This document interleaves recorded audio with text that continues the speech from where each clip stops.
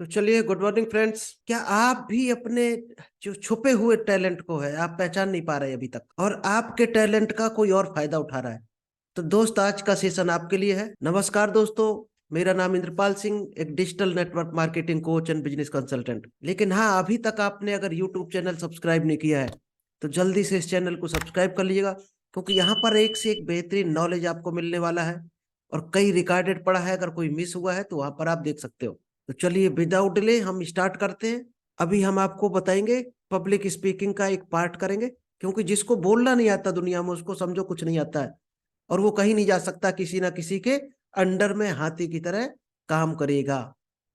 जैसे महावत हाथी को कंट्रोल करता, अगर आपको बोलना नहीं आता है तो आप भी जिंदगी भर किसी के अंडर में काम करने वाले हो।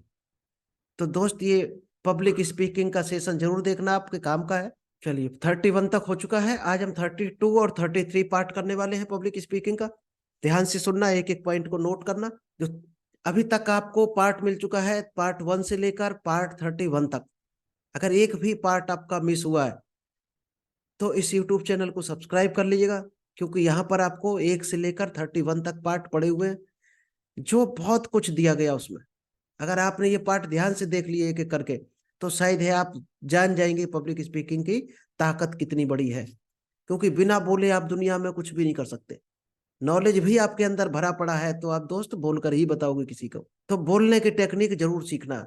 और 58 पार्ट आपको मिलने वाले हैं टोटल। आज हम 32 एंड 33 आपको देने वाले हैं। 32 में क्या मिलेगा? Deep breathing. प्रैक्टिस करना है आपको इसकी। अगर आप सही अच्छे पब्लिक स्पीकर बनना चाहते हैं तो इस चीज की आपको प्रैक्टिस करना है। डीप डायाफ्रेगमेंट ब्रीथिंग, ये एक ब्रीथिंग टेक्निक होती है। अगर ये आपने सीख ली, डायाफ्रेगमेटिक, इसको कैसे बोलते हैं हम आपको एक बार ट्राई करके दिखाते हैं। एक हाथ अपने गले पर रखिए, एक नाभि पर रखिएगा।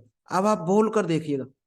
अगर नाभि में वाइब्रेशन नहीं हो रहा है तो समझो आप गले से बोल रहे हो। क्योंकि आपको अगर चाहते हो कि दिल तक आवाज पहुंचे किसी को, तो दोस्त आपकी नाभि से आवाज उत्पन्न होनी चाहिए, तभी जाकर दिल तक पहुंचेगी। इसीलिए कहावत एक कही जाती है कि मुंह की आवाज दिमाग तक पहुंचती है और दिल की आवाज दिल तक पहुंचती है। तो आप किससे बोल रहे हो? लंबा भाषण है, जैसे अभी हम जूम सेशन चला रहे हैं, तो हमें तेज चिल्लाने की जरूरत ही नहीं, माइक सामने रखा है, तो गले से बोल सकते हैं, क्योंकि गला ही सफिशियंट है आपके पास आवाज पहुंचाने के लिए। अगर हम स्टेज पर बोल रहे हैं, बिना माइक के बोल रहे हैं, तो दोस्त हमें नाभि से बोलना पड़ेगा वहां पर। उसको ही बोलते हैं डीप डायाफ्रेगमेटिक ब्रीथिंग, यानी गहराई से आपको बोलना है।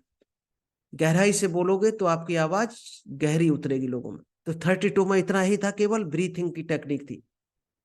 चलिए, 33 आपको बताते हैं क्या है। Control your pitch and energy. आपको पिच हमेशा याद रखनी है, और एनर्जी। जब भी आप स्टेज पर बोलोगे, माइक लेकर बोलोगे या बिना माइक के लोगों को हैंडल करोगे, तो आपको दो चीजें हमेशा याद रखनी है, किस पिच पर आप बात कर रहे हो और आपकी एनर्जी लेवल क्या है। इसीलिए एक हम आपको विजुअलाइजेशन बताते हैं। आपका नंबर आए उससे पहले स्टेज के पीछे प्रैक्टिस कर डालो उसकी बोलने की, तो आप अटकोगे नहीं, भूलोगे नहीं, एनर्जी बरकरार रहेगी। थोड़ा डांस कर डालो बोलने से पहले, एक्साइटमेंट बना रहेगा। आपका एक्साइटमेंट जोश हमेशा हाई लेवल पर होना चाहिए। ऐसा ना हो आप बोल यहाँ रहे, ध्यान कहीं और है, तो आपकी आवाज ही नहीं, दम नहीं आएगी। और आवाज स्लो है तो आपकी एनर्जी लो है। एनर्जी लेकर आनी पड़ेगी आपको, तेज आवाज बोलना है। अगर आपको खुशी हो, अंदर से खुशी हो रही है, तो हाई एनर्जी रखनी पड़ेगी, तेज बोलना पड़ेगा आपको, एक्साइटमेंट के साथ। एक एवरेज होता है, एवरेज एनर्जी। वहां भी एवरेज भी कई बार जरूरत पड़ता है कहीं कहीं, लेकिन जहाँ हाई की जरूरत वहां हाई बोलना है, लो की जरूरत लो, एवरेज जहां जरूरत वहां एवरेज बोलना है। एक सिक एनर्जी होती है कि बिल्कुल टूटे हुए शब्दों में बोल रहे हो, मरी हुई आवाज आ रही है, वो काम नहीं करने वाली, उससे अच्छा ना बोलो।